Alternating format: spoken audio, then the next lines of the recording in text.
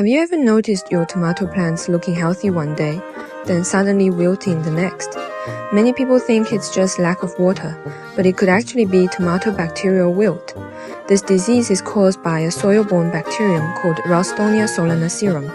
It enters through the roots, spreads inside the plant, and blocks water transport, so the plant wilts even when water is available.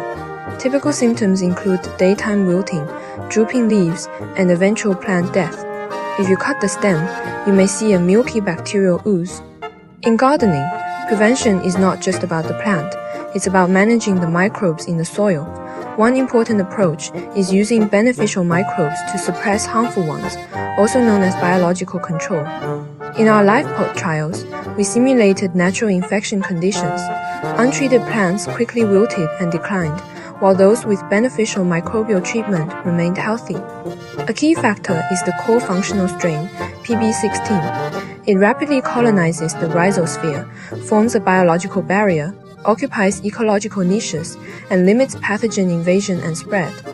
At the same time, PB16 produces antimicrobial metabolites and helps induce plant defense responses, supporting a more stable and resilient soil microbiome.